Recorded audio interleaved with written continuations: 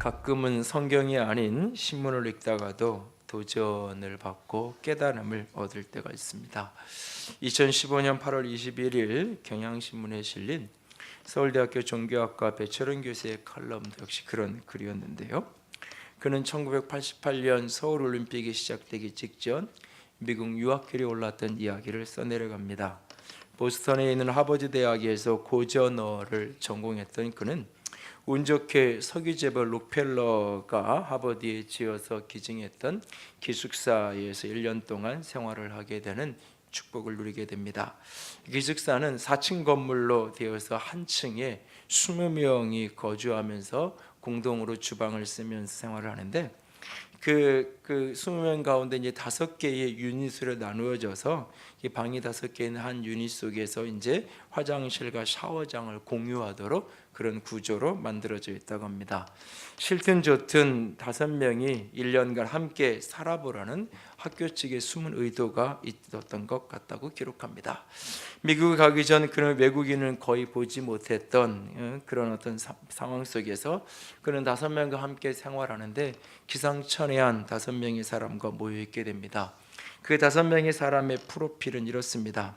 첫째는 미국인으로 한 대형교회 목사인 키가 2m가 되는 흑인 스탠리였고, 둘째는 아르메니아 출신으로 이슬람 수니파 이맘 사제였던 이브라임이라는 사람이었고, 세 번째 사람은 티베트 출신의 불교 라마승으로 현재는 시카고 대학에서 티베트어를 가르치고 있는 느왕 교수였고, 네 번째 사람은 무신론자로 현재 FBI 암호 해독가로 일하는 존이라는 사람, 그리고 5번째 한국에서 아직 다양한 종교를 접해보지 못하고 배울 기회도 없었던 자기 자신.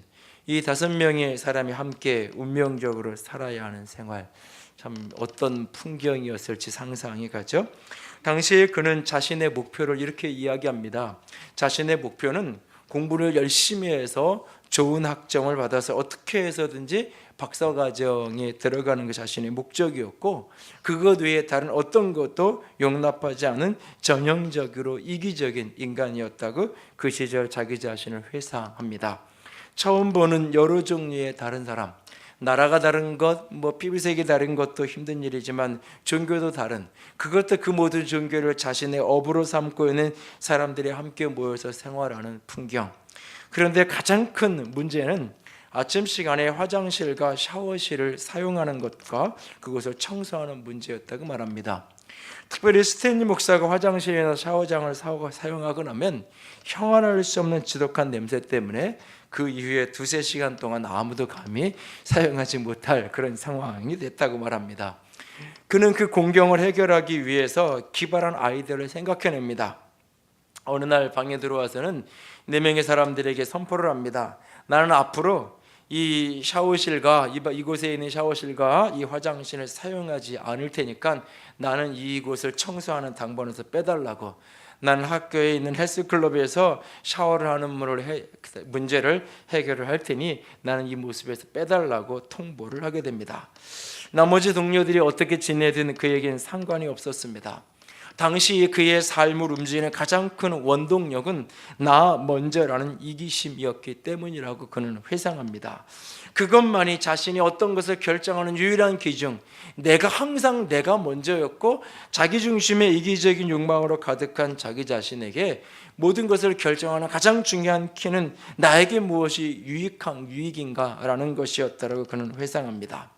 그런데 그 방에 기적이 일어났습니다. 밤늦게 기숙사로 돌아온 후에 몰래 화장실을 가보곤 합니다. 그때마다 깜짝 놀라게 됩니다. 왜냐하면 화장실과 샤워장이 먼지 하나 없이 깨끗하게 청소되어 있을 뿐만 아니라 아주 아름다운 향이 그곳에 피어져 있었기 때문입니다. 알고 보니 티베트에서 오는 느왕 스님이 남모르게 청소를 하고 향을 피워놓은 것입니다. 그날 하루만이 아니라 1년 내내 그는 그렇게 묵묵히 수행을 하듯 청소를 하고 향기로운 향을 피워 놓았습니다. 그렇게 서로 다른 배경을 가진 5명이 함께 기숙사 생활을 하는 기상천외한 상황이 1년이 지나갑니다. 1년이 지나고 나서 기숙사에서 퇴거를 해야 되는 그날, 무신론자였던 존이 할 말이 있다고 하면서 그들을 다 불러앉힙니다. 그리고 그는 말합니다. 스탠리 목사나 에브라임이나 이맘이나 또는 배철원 교수 당신이 믿는 종교는 다 가짜라고 그는 말합니다. 그러면서 그는 자신은 무신론자이지만 만약에 자신이 종교를 갖게 된다면 나는 티베트 불교를 택하겠다라고 이야기합니다. 칼럼을 읽어 내려가며 얼굴이 화끈거리는 게 아니라 마음이 화끈거리는 것을 느꼈습니다. 내가 만약 그 상황에서 그런 기숙사 생활을 해야 한다면 난 어떤 모습이었을까? 난 어떤 모습에 처신을 하고 반응을 했을까? 많은 생각을 하게 되었습니다. 우리의 신앙이 우리의 삶을 통해서 아름다운 향기가 되어서 누군가를 유익해 하게 하지 못한다면 그 신앙은 과연 어떤 의미성을 가질 수 있는 것일까요? 7가지 기본 신앙 습관의 마지막 이야기는 봉사, 섬겨 줌에 대한 이야기입니다. 성도는 하나님의 여러 가지 은혜를 맡은 선한 청지기로서 서로 섬겨주고 서로 봉사하는 삶을 살아야 합니다.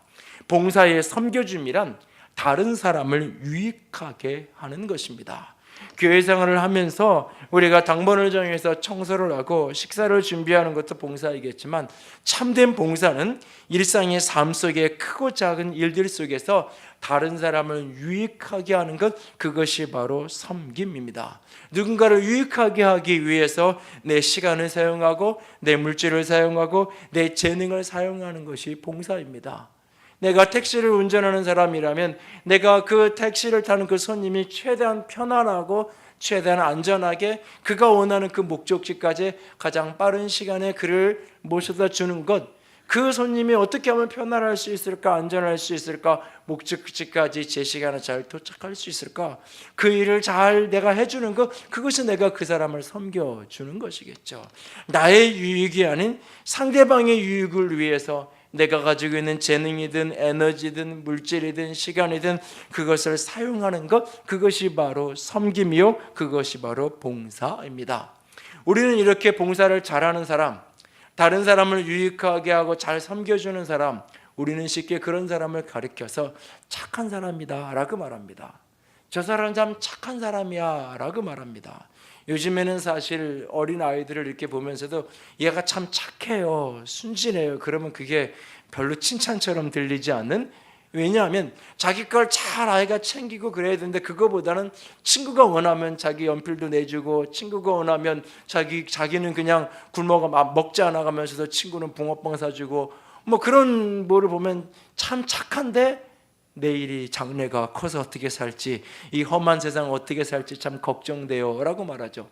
착하다는 말인 우리가 누군가를 잘 섬겨주는 사람, 자기의 유익보다는 다른 사람의 유익을 먼저 앞세우는 사람을 착하다라고 쉽게 말합니다.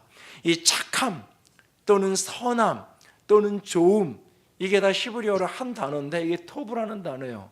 그 단어의 원래는 그 단어의 의미 속에는 원래 향기를 낸다, 향기라는 의미가 그 속에 담겨 있는 것을 보게 되어집니다. 다시 말해서 착함이라는 것, 선함이라는 것, 좋음이라는 것, 그것은 아름다운 향기를 내는 사람이에요.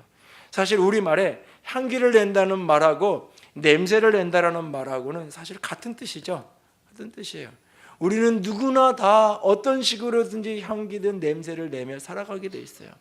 우리가 한국 사람들끼리 그냥 이렇게 이 엘리베이터를 타면 별로 이렇게 냄새 나는 게 잘 못 느껴지지만 이 밀폐된 엘리베이터 공간 안에 외국 사람들이 한 분만 딱 거기에 들어와서 딱 서면 그분이 뭐 특별히 샤워도 안 하고 막 뭐 지저분하고 뭐 이렇게 치킨 배달하고 이런 분이 아니어도 그 사람에게서 느끼는 향취가 있죠.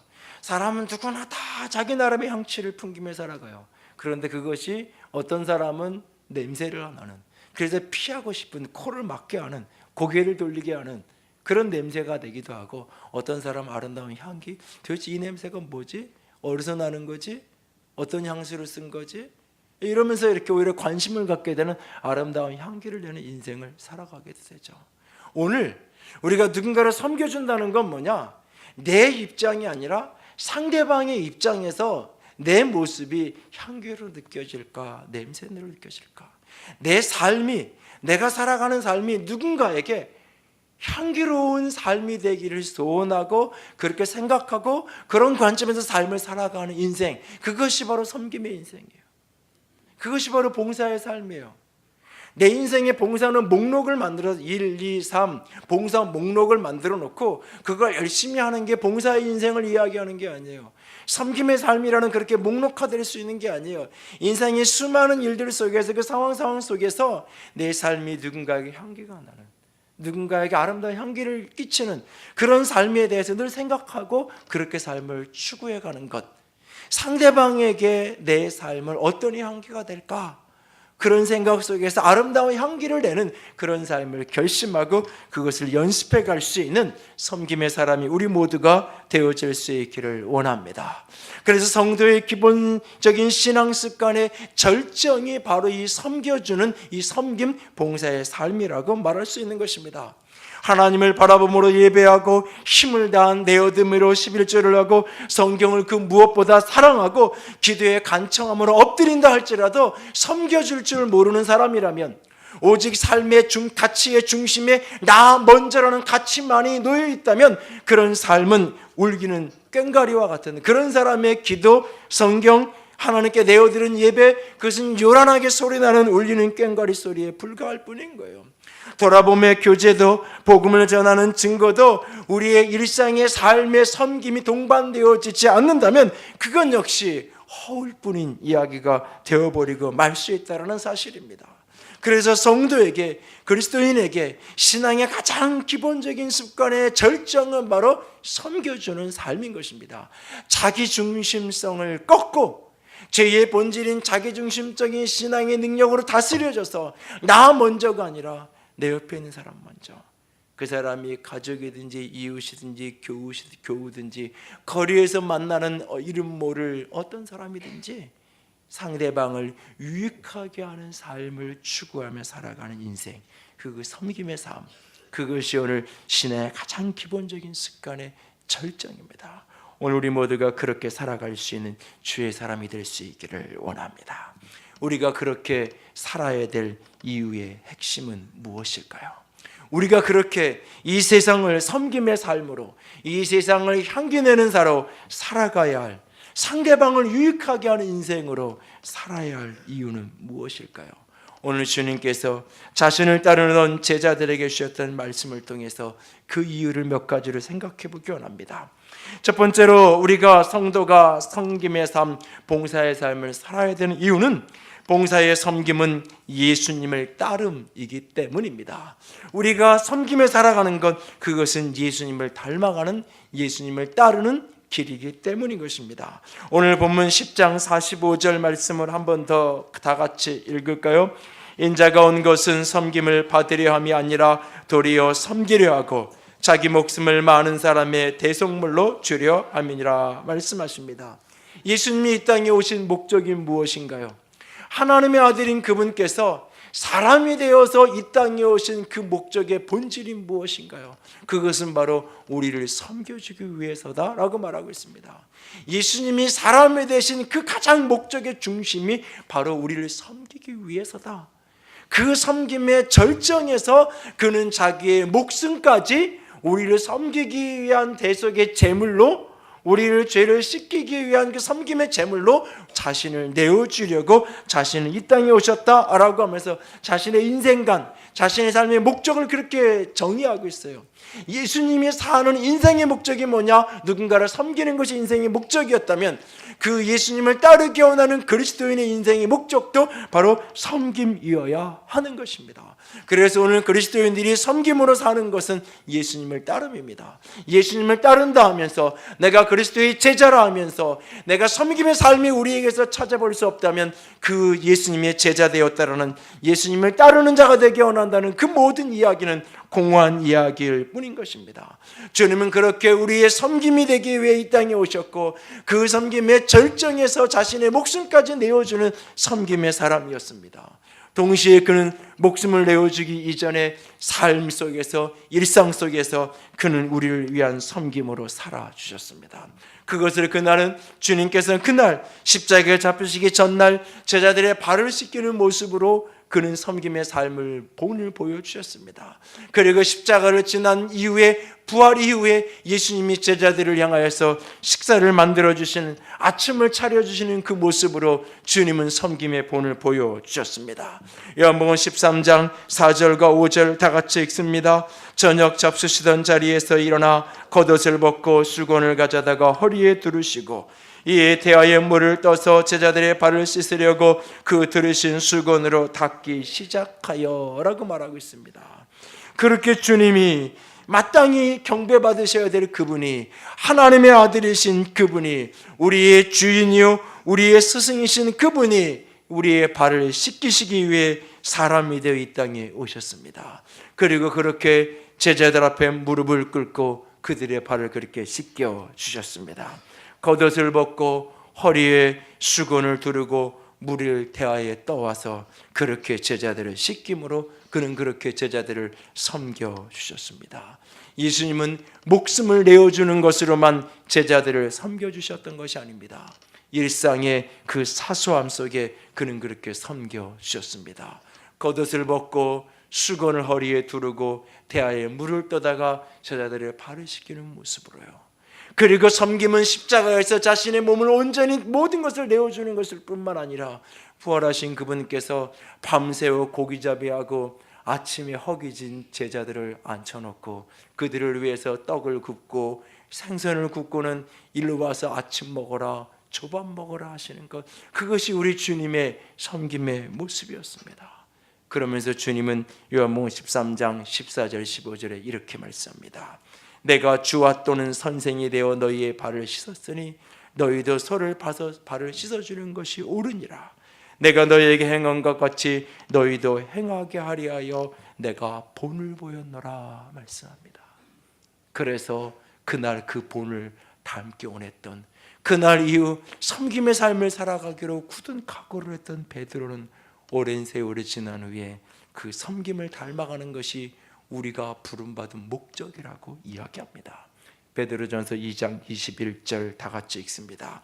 이를 위하여 너희가 부르심을 받았으니 그리스도도 너희를 위하여 고난을 받으사 너희에게 본을 끼쳐 그 자취를 따라오게 하셨느니라 라고 말합니다. 여러분, 내가 부름받은 이유가 뭔가요? 내가 부름받은 이유가 뭔가요? 그리스도가 나를 위해 고난받은 것처럼 그 본을, 그 자취를, 그리스도의 길을 따르도록 하기 위해서 내가 부름받았다라고 우리에게 말씀합니다. 그리스도인에게, 성도라고 불려지는 이들에게 예수님을 따라 섬김의 삶을 살아가는 것은 옵션이 아닙니다.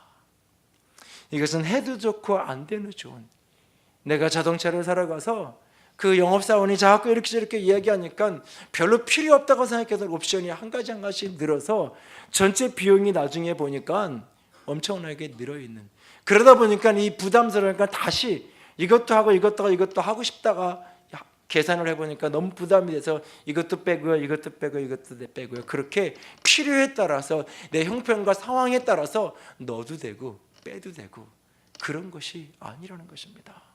예수를 따르는 사람들, 성도라고, 그리스도인이라고, 예수님 닮은 사람이라고 불려진 우리에게 섬김의 본을 보이신 그분을 따라가는 것, 섬김의 삶을 살아가는 것, 이것은 신앙의 기본 중에 기본입니다. 우리는 다른 사람을 유익하게 하기 위해 과감하게 체면의 옷을 벗어 던질 수 있어야 합니다. 씻고 편한 자리에서 일어나 수건을 두르고 대야에 물을 기꺼이 떠올 수 있어야 됩니다. 대접받고 섬김받는 자리에서 기꺼이 일어나 상대방을 위해서 떡을 굽고 생선을 굽고 그의 아침 식사를 준비하는 일을 기꺼이 할 수 있어야 한다는 사실입니다. 그리고 그 섬김의 절정에 자신의 목숨을 내어줌으로 말미암아 우리를 구원하셨던 것처럼 우리의 대속물로 내어주기 원한다고 주가 말씀하고 있어요. 그 섬김의 가장 궁극적 꼭지점에 서 있는 게 뭐냐? 우리의 구원을 위해서. 우리의 섬김이 세상을 구원하게 할 겁니다. 우리의 섬김이, 그리스도의 복음이 세상 가운데 편만해지게 해서 그 잃어버린 영혼을 살리는 구원의 축복의 통로가 되어집니다. 질 것입니다. 우리는 왜 섬김의 삶을 살아야 하는 건가요? 그것이 예수를 그리스도를 따름이기 때문입니다. 목숨을 내어주는 섬김 이전에 일상의 작은 섬김에서부터 내 자신을 돌아볼 수 있기 원합니다. 주차구역에 주차를 하는 순간 내리는 운전석 자리의 공간을 넓게 띄울 건지, 내가 내리기 편하게 주차를 할 건지, 저 밭에편에 있는 다른 차가 운전자가 내리기 편하도록 조수석 쪽을 조금이라도 넓게, 한 뼘이라도 불과 10cm라도 그쪽을 조금이라도 넓게 남기고 내가 조금 불편하게 조심스럽게 문을 열고 조심스럽게 내리더라도 저 반대편 누구 차인지도 모르는 그 사람이 조금이라도 편하게 타고 내릴 수 있도록 그 주차를 하는 라인에 서서 그 줄을 맞추고 있는 그 모습 하나부터, 일상의 작은 모습에서 마트에 가서 쇼핑을 하고 마트에 가서 내가 물건을 구입하는 그 모습 속에서도 내가 얼마나 누군가를, 상대방을 먼저 배려하고 상대방을 먼저 유익하게 하는 일을 내가 생각하고 있는지, 누군가가 부딪히든지 말든지 상관없이, 관계없이 나만 하면서 살아가고 있지 않는지.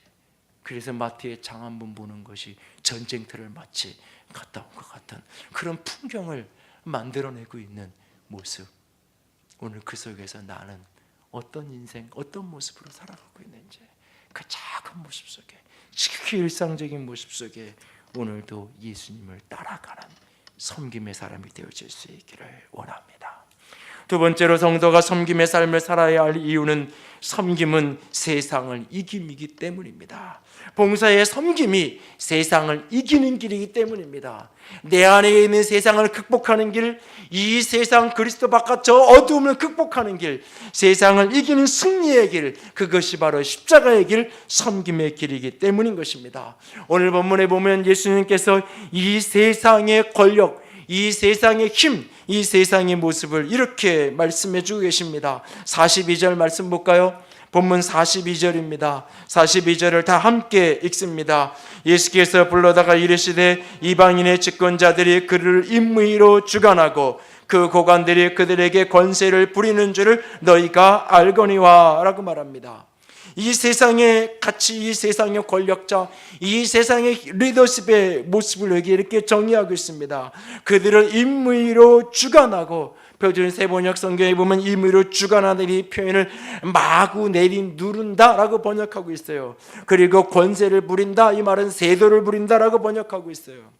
그래서 카톨릭과 함께 번역한 공동번역 성경은 이 부분을 이렇게 번역합니다. 백성을 강제로 지배하고 또 높은 사람들은 백성을 권력으로 누른다라고 말하고 있어요. 이것이 세상의 리더십이에요. 누군가를 높은 곳에 가서 누르기 위해서 서는 것, 그것이 이 세상의 권력이에요. 이 세상의 힘이에요. 그래서 섬김의 삶을 살아가는 건 약한 사람의 비굴하면 어쩔 수 없는 형편이라고 이야기를 해요. 그래서 내가 조금이라도 권력지향적인 삶을 끊임없이, 우리는 내가 조금이라도 높은 자리에 가서 누군가를 누르고 지배하는 자리에 끊임없이 서고 싶어요. 특별히 유교적 가치가 강한 영향력을 미치는 우리 사회, 유교적 가치는 끊임없이 권력지향적인 논리예요. 그 모든, 특별히 정치 원리나 사회 원리 자체가 남성 중심의, 권력자 중심의 모든 윤리성을 갖고 있는 게 유교 윤리예요. 그런 사고방식이 굉장히 강하게 우리 속에 있다 보니까 사람들을 만나면 가장 먼저 확인하고 싶은 게 뭐예요? 저 사람 도대체 몇 살이야? 그래야 내가 위로 봐야 될지 밑으로 내가 이렇게 일단 서열부터 정리를, 같은 학교 동문이라고 얘기하면 몇 학번인지부터 따지고, 고향이 어디라고 하면 일부러 연고를 따지는 이유의 핵심이 뭐냐면 나보다 밑에야 위에야, 이걸 정리하고 싶은 거예요. 사실은 우리는 심지어는 방에도 위아래가 있잖아요. 윗목, 아랫목에 방에도 위아래가 있잖아요. 사람의 손에도 오른손은 좋은 거고 바른 거고 왼손은 나쁜 거, 이것까지도 사람들을 그렇게 나누려고 우리는 하고 있잖아요. 여러분, 우리는요, 우리가 조상들이나 우리 가문의 이렇게 선조들을 자랑하고 이러고 할 때요, 우리는 대부분 뭘 얘기하냐면 그 사람이 어떤 벼슬이를 했는지, 어떤 직책이 있었는지를 우리는 이야기하고 싶어요. 그 사람이 그 위치에서 어떤 섬김을 했는지는 관심이 없어요. 우리 가문에 정승판사가 있고 장관이 있고 시장이 있다는 걸 이야기하고 싶어하지, 그 사람이 그 자리에서 얼마나 세상을 섬기고 이 세상을 밝히고 이 세상에 유익한 인생을 살았는지에 대해서는 우리가 관심이 없어요. 그 악하고 탐관오리였어도 그 사람이 정승판사였으면 우리 가문에 몇 대손 조상 중에 정승이 있었다고 판사가 있었다. 역사 속에 뒤져보면 그렇게 악한 사람이었고 그렇게 탐관오리가 없어도 우리는 우리 가문에 정승이 있다고 자랑하고 다니죠. 왜? 우리는 그 직분, 그 권세를 누리는 그 위치에 있는 게 중요한 거예요. 그 사람이 그 자리에서 어떤 섬김의 삶을 살았는가에 대해서 우리는 별로 관심 갖지 않아요. 그러다 보니까 나와 비슷한 사람 또는 내가 생각하기에 나보다 좀 못한 사람이 나보다 위에 위치에 올라가는 걸 우리는 견디지 못해요. 왜? 그러면 내가 그 사람의 눌림을 당해야 되고 내가 그 사람의 지배를 받아야 되고 그 사람 앞에 가서 내가 그 지위 때문에 위치 때문에 고개 숙여야 되고 이게 견딜 수가 없는 거예요. 못 참아내죠. 잠언의 지혜자는 그걸 이렇게 해설하고 있어요. 잠언 30장 21절 23절 같이 읽어요. 세상을 진동시키며 세상에 견딜 수 없게 하는 것이 선옷이 있나니 곧 종이 임금이 된 것과 미련한 자가 음식으로 배부른 것과 미움받는 여자가 시집간 것과 여정이 주모를 이은 것이니라. 세상에 견딜 수 없다는 거예요. 돌아가신 그 노무현 대통령이 되셔서 처음 그 국회 연설을 갈 때 국회의원들이 일어나죠. 대통령이 입장을 하는데도 연설을 하겠다고 오는데 국회의원들이 일어나지 않아요. 박수를 안 치는 건 나랑 동의하자 박수 안 칠 수 있는 거예요. 싫으니까. 내가 동의하면 박수 치는 거고 동의하지 않으면 박수 안 치는 거예요. 그래도 일국의 대통령이 오면 내가 국회의원 정도면 일어나서 인사라도 해야 되는 거 아니에요. 왜 그래요? 나랑 똑같은 사람인데 맨날 국회의원 선거도 떨어지고 시장 선거도 떨어지는 제가 대통령이 됐어? 받아들일 수 없는 거예요. 견딜 수 없는 거예요. 그날 이후부터 그 이후 누구나 다 대통령 된다 그러죠. 나도 대권 후보의 꿈을 꾼다고. 누구를 갖다나 개나 소나 다 그냥 저 사람도 노무현도 됐는데 나는 못하겠어? 이런 식의 생각. 그 권위 자체를 인정하지 않고 무시하고 짓밟고 함부로 하고 싶고 그렇게 되는 거죠. 종이 어느 날 임금이 되는 거 못 견디겠는 거예요. 미련한 자가 부자가 되는 거, 잘 사는 거, 배부르는 거 못 견디겠는 거예요. 고등학교 때 나보다 맨날 뒤에 공부도 지지를 못했는데 어느 날 30년 지나서 만나보니까는 이 차부터 급이 다르고 사는 동네부터 레벨이 다르네. 그럴 때 우리는 자꾸 그렇게 생각하고 싶죠. 뭔가 뇌물을 받았을 거야. 뭔가 뭐 물려받은 게 많을 거야. 그런 추측을 자꾸 하고 싶어해요. 그러면서 이렇게 뭔가 잘못된 부정한 방법으로 저 자리에 오른 거라고 자꾸 그런 말을 만들어내고 싶어해요. 불편하니까, 화가 나니까. 미움받는 여자가 시집가는 꼴도 못 보게 하는 거죠. 저렇게 못생겼는데 어떻게 저런 남자를, 어떻게 저렇게 온 동네 미움받고 손가락질 받는 여자가 쟤는 결혼하는데 나는, 우리 딸은 못 견디는 거죠. 화가 나지. 그러니까 이제 저거 먼저 가서 여자가 꼬리 쳤을 거야. 먼저 유혹을 했을 거야. 먼저 사고를 쳐가지고 저렇게 됐을 거야. 우리는 그런 말을 만들어내고 싶어 하잖아요. 종이 주모를 이은 것. 쉬운 얘기로 알바생이 그 가게를 주인에서 이어받은 거예요. 그 주모가, 그 주막집 주인이 이 종을, 하인을, 여종을 너무너무 이뻐해가지고 그냥 그걸 이어준 거예요. 즉 뭐가 저렇게 잘 보여서 저랬대. 저럴 줄 알았으면 저 알바 나가 계속 하는 건데 못 견디잖아요, 세상이.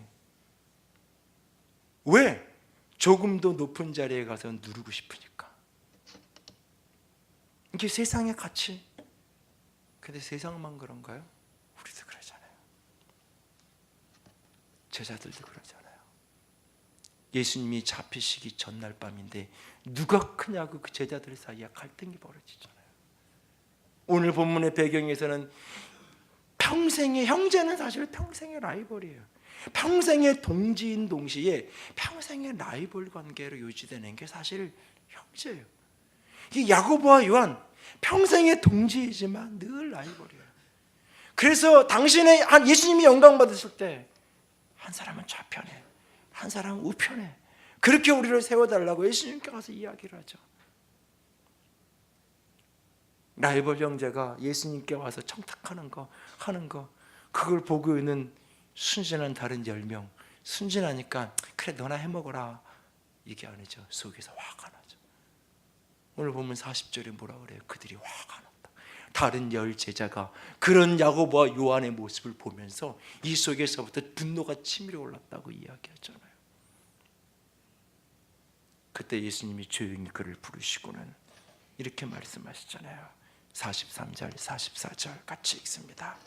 너희 중에는 그렇지 않을지니 너희 중에 누구든지 크고자 하는 자는 너희를 섬기는 자가 되고 너희 중에 누구든지 으뜸이 되고자 하는 자는 모든 사람의 종이 되어야 할 것이라 말씀하고 계십니다.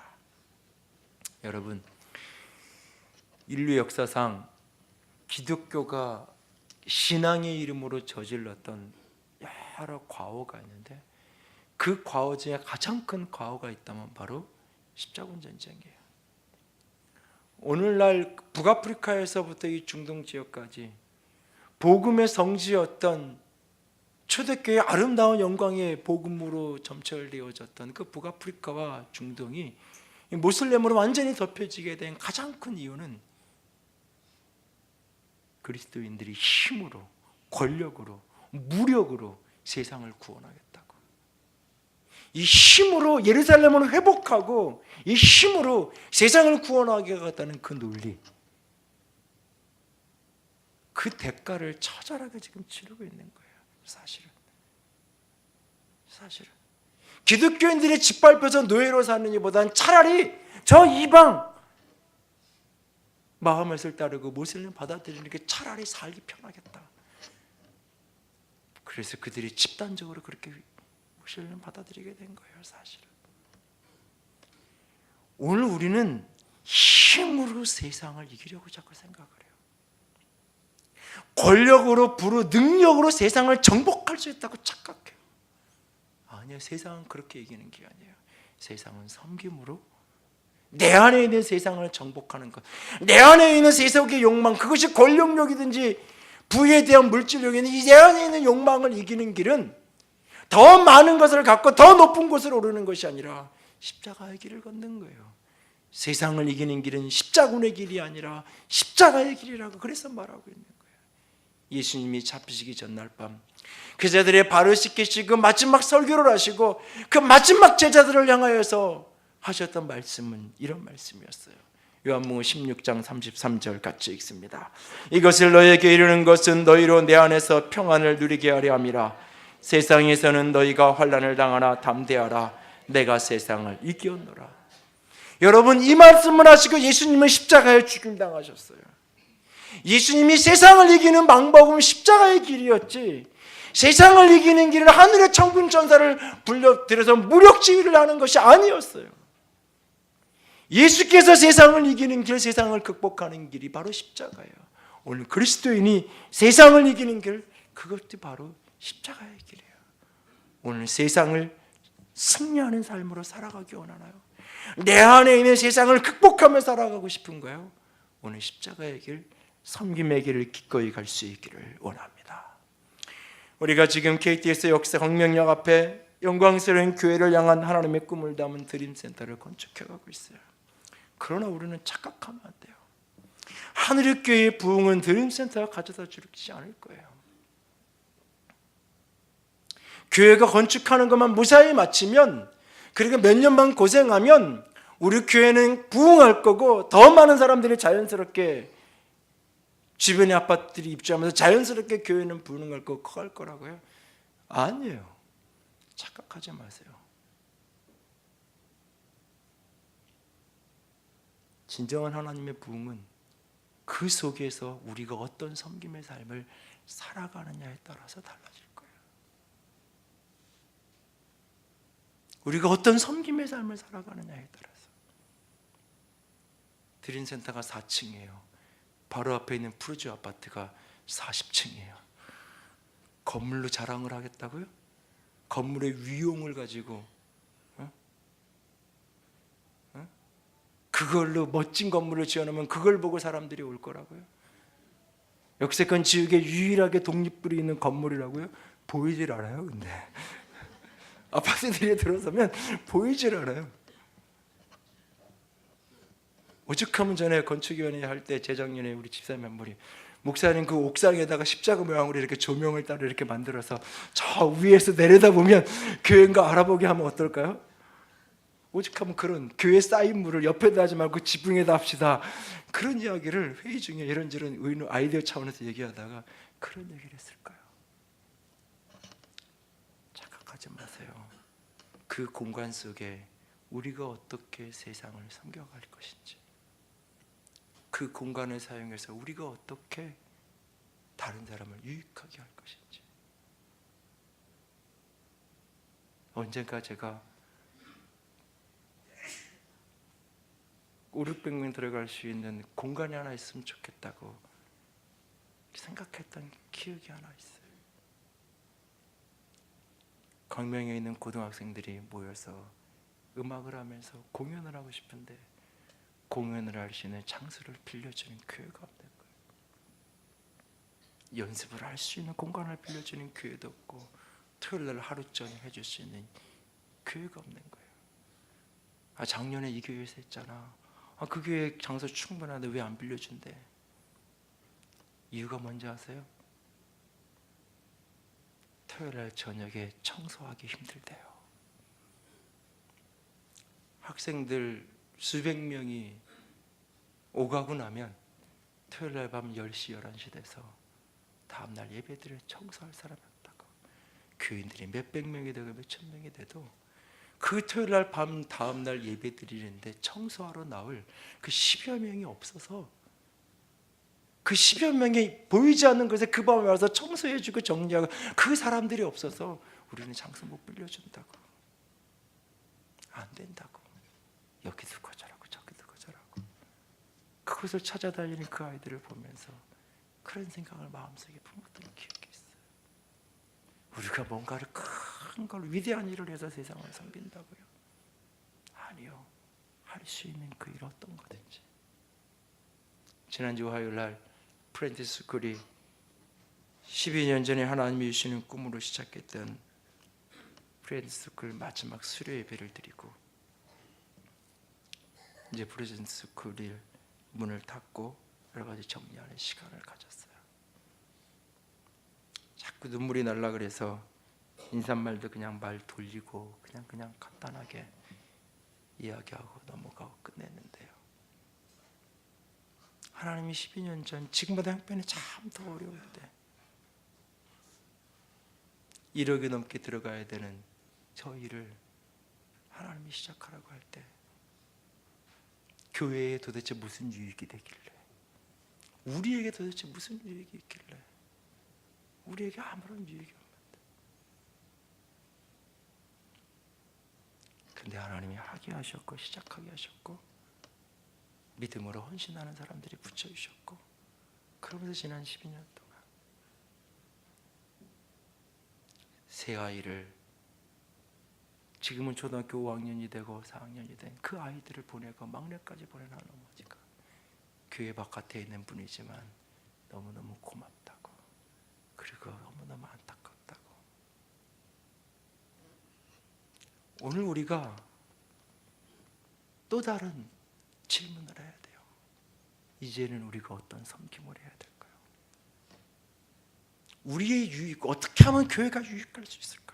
어떻게 하면 교회가 부흥할 수 있을까? 그 성장의 방편으로 무언가 섬김을 디자인하는 것이 아니라, 하나님, 우리가 어떻게 이 도시에 또 다른 지역에 이사가서 머물게 되면 어떻게 해야 될까요? 하나님, 우리에게 무엇이 필요할까요? 우리는 함께 물어야 되고 함께 그 길을 찾아가야 돼요.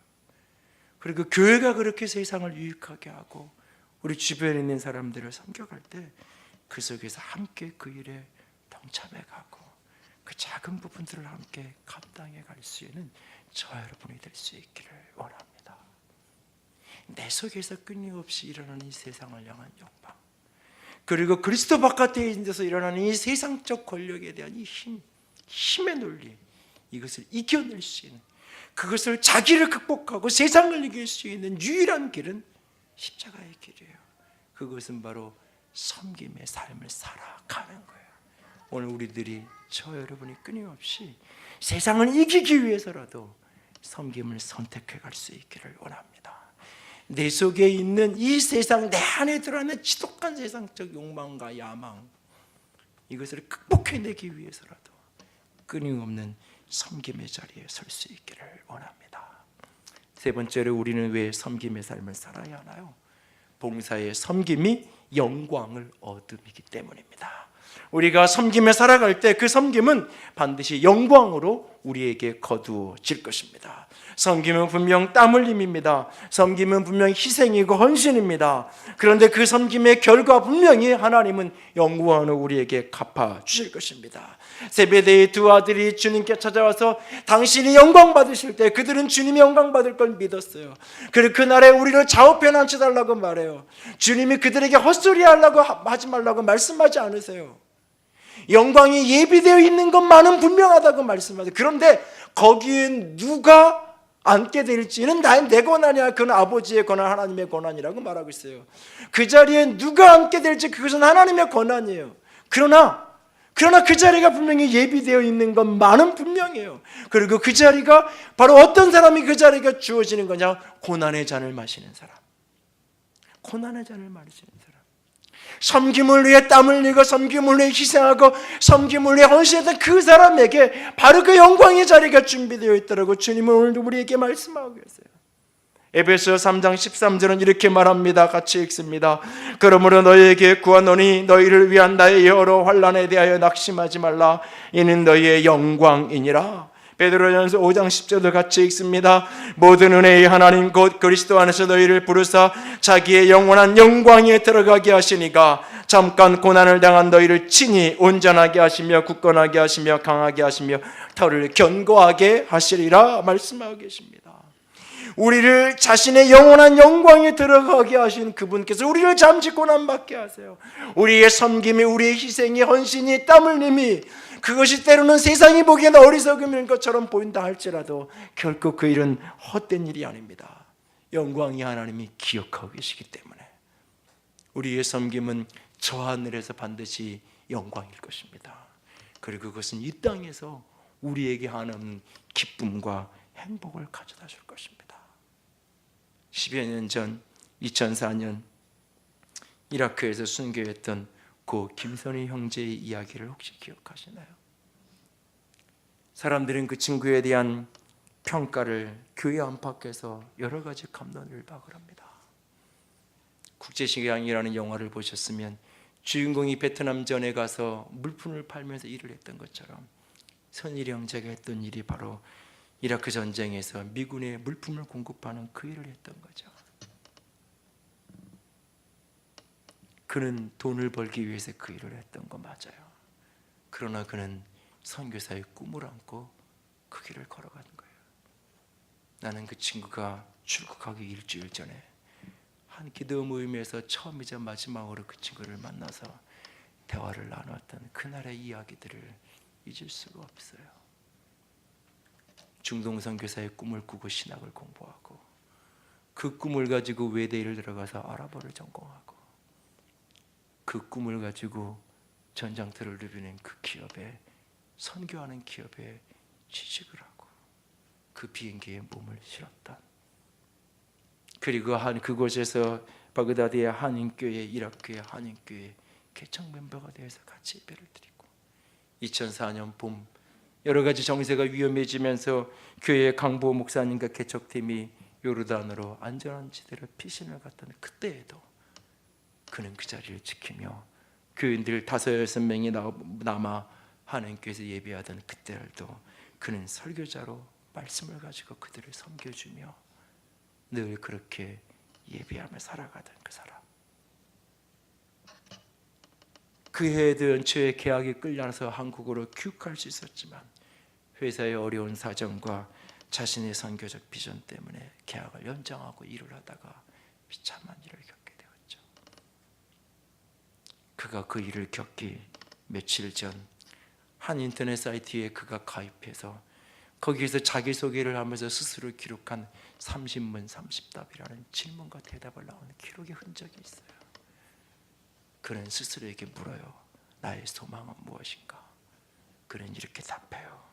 적어도 하루에 기도를 2시간 이상 하는 것, 예수님을 위하여 죽을 수 있을 정도의 믿음을 소유하는 것. 내가 가장 좋아하는 구절은 로마서 8장 17절 18절. 자녀이면 또한 상속자 곧 하나님의 상속자요 그리스도와 함께한 상속자니 우리가 그와 함께 영광을 받기 위하여 고난도 함께 받아야 할 것이니라. 생각하건대 현재의 고난은 장차 우리에게 나타날 영광과 비교할 수 없도다. 그는 이 구절을 가장 사랑하고 좋아하는 구절이었다라고 고백해요. 그는 세상에서는 너무 초라하게, 세상에서는 너무나 비참하게 그는 그렇게 죽임당했습니다. 그러나 그는 지금 이 순간 가장 영광스러운 그 나라 그곳에서 하나님의 품에 그렇게 안겨 있을 거예요. 이라크 땅과 그 영혼들을 섬기기 위해서 자신의 생명까지 내어주려고 했던 그는 오늘 가장 영광스러운 곳에 앉아 있을 거예요. 가장 비참한 죽음의 상징이었던 십자가가 오늘 우리들에게 가장 영광의 상징이 되어서 남아있는 것처럼 말이에요. 우리의 섬김은 저 하늘의 분명한 영광으로 거두어질 것입니다. 영광을 얻게 될 것입니다. 그리고 이 땅에서 우리의 섬김은 우리의 삶을 진정 행복하게, 진정 기쁨의 삶으로 바꾸어 갈 것입니다. 팔다리가 없는 몸통만으로 살아가는 호주의 닉 부이치치를 제가 몇 차례 소개해드린 적이 있죠. 그의 부모님이 그를 낳고 회의와 절망 속에 느꼈던 이야기들을 그는 그의 책에서 써내려갑니다. 그러나 나를 낳고 내 부모는 너무너무나 절망했지만 나는 지금 너무너무나 멋진 삶을 살아간다고 그는 고백합니다. 숨 막힐 정도로 나는 지금 기쁘고 행복한 삶을 살아간다고. 결혼을 하고 아이를 낳았지만 내 아이를 품에 안을 수가 없어요. 팔이 없어요. 그래서 아이를 배 위에 얹혀놓고 허리끈으로 묶어가지고 천으로 묶어가지고 자기 배 위에 앉혀놓고 아이를 안고 있는 자신의 모습을 사진을 찍어 놓았는데 그의 얼굴은 너무너무 행복하고 아름다운 모습이었어요. 남들의 기대어 살 수밖에 없었던 그가 그런 멋진 인생을 살아갈 수 있었던 비밀이 어디에 있을까요? 그는 말합니다. 도움을 받는 대신 도움을 주면서 살기로 작정했기 때문이라고요. 남에게 기대어 살 수 없는 인생이지만 섬김을 받는 것 대신 섬기는 삶을 살아가기로 작정했기 때문이라고요. 사지가 없는 그가 가장 강력하게 영향력 있게 하는 사역은 허그의 사역이라는 걸 아세요?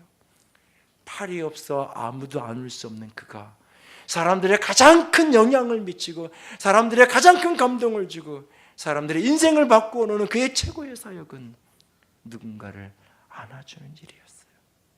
그는 말합니다. 사람들을 위해 얼마나 많은 일을 할 수 있느냐에 대해 염려하지 마십시오. 그냥 당신의 손을 내밀면 됩니다. 나눌 것이 없거나 스스로 도울 힘이 없다고 생각하지 않는 것, 그것이 바로 한계 없는 삶으로의 도전입니다 라고 그는 우리를 향하여 호소합니다. 오늘도 기쁘고 복된 날을 만들어가고 싶은가요? 누군가의 유익을 먼저 생각하는 저와 여러분이 될 수 있기를 원합니다. 서두에 인용했던 배철은 교수의 칼럼은 이렇게 끝납니다. 데베트 스님 누왕에게 물었다. 왜 그렇게 매일 청소했어? 그는 말한다. 그냥 내가 좋아해서.